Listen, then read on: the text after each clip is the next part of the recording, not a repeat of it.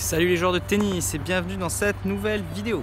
Je vous fais une petite vidéo courte et rapide parce que je sors d'un entraînement où j'ai donné un cours et il y a une problématique qui a été posée et du coup j'ai trouvé ça vachement intéressant, donc j'ai décidé de la partager avec vous. Donc la problématique était la suivante: la joueuse a fait une double faute et j'ai tout de suite dit attention, donc c'était en situation de point de match, et j'ai dit attention, tu t'es précipité, notamment entre la première et la deuxième, tu es allé super vite.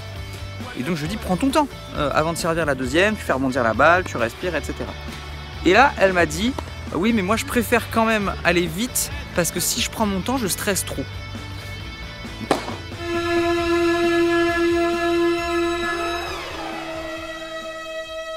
Du coup la première chose que j'ai envie de dire c'est s'il y a une double faute, c'est quand même pas si efficace. La finalité est quand même beaucoup plus importante que notre ressenti. Des fois il vaut mieux ne pas faire de double faute et d'être stressé, il vaut mieux être stressé et être performant que ne pas vouloir stresser et rater son service ou rater sa performance. Donc ça c'est le premier point très important. Il faut accepter ce stress quand on joue pour pouvoir être performant. Il est capital pour la performance, donc il faut l'accepter. Maintenant, la deuxième chose, c'est que effectivement, si on stresse trop, c'est quand même négatif. Donc l'objectif, ça va être de trouver des solutions pour ne pas être trop stressé. Et là, en l'occurrence, pourquoi est-ce qu'on stresse quand on prend son temps? Parce que quand on prend son temps, on laisse l'opportunité aux pensées négatives d'intégrer notre cerveau. Donc il y a une solution pour contrer ça. La solution, c'est tout simplement d'orienter son esprit vers des choses. C'est le but de la concentration.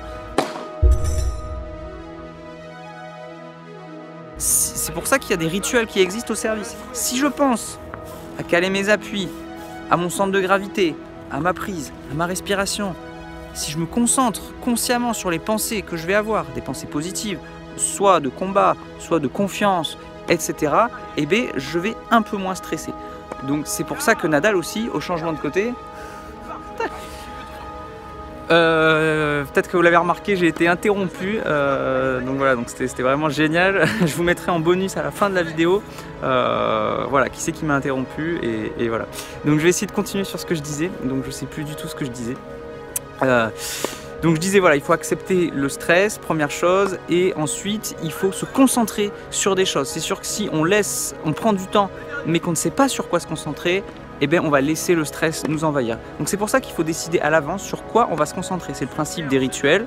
Voilà, je me concentre sur mes sensations corporelles, sur ma respiration, sur les pensées, sur des pensées positives, lesquelles je construis à l'avance, et pourquoi pas sur mes émotions.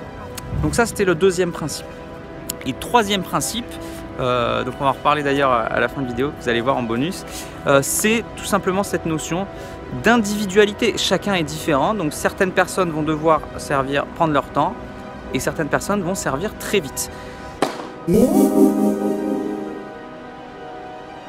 Ce qui compte, c'est ce que je vous ai dit au premier principe, c'est la performance. Si vous aimez aller vite mais que ça ne vous sert pas, ce n'est pas bon. Si vous aimez prendre votre temps parce que je vous ai dit de prendre votre temps et que ça ne vous va pas, c'est pas bon. Pendant des années, moi j'ai servi hyper rapidement. Je venais, je faisais 2 rebonds et bam, je servais. La majorité de mes adversaires n'avaient pas le temps, n'étaient pas prêts au retour. Ça peut être une stratégie aussi. Je sers vite, l'autre n'est pas prêt, tant pis pour lui. C'est à lui de me dire attends, je suis pas prêt. On doit garder le rythme du serveur. C'est le serveur qui décide du rythme. Donc vous pouvez aussi l'utiliser à votre avantage pour servir vite, à condition qu'il n'y ait pas de double faute et que ça ne vous desserve pas. Voilà. Donc voilà, je vous ai donné 3 grands principes lorsque vous êtes stressé au service et que vous faites des doubles fautes. Voilà, et donc c'est tout.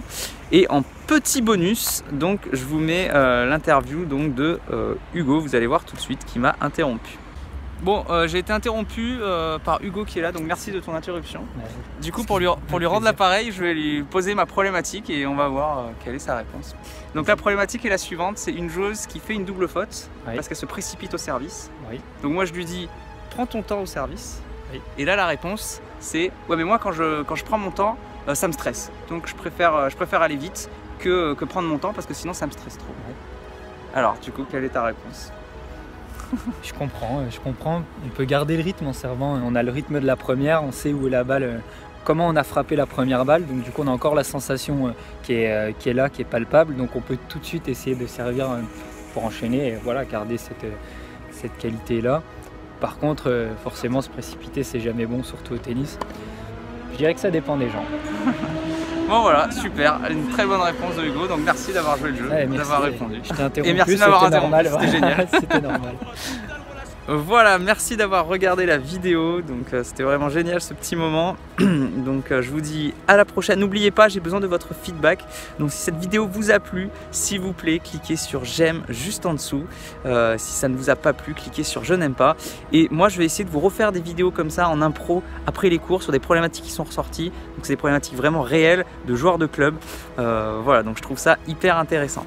Je vous dis à la prochaine. En attendant, n'oubliez pas, allez jouer au tennis, progressez et surtout faites-vous plaisir. Allez, ciao!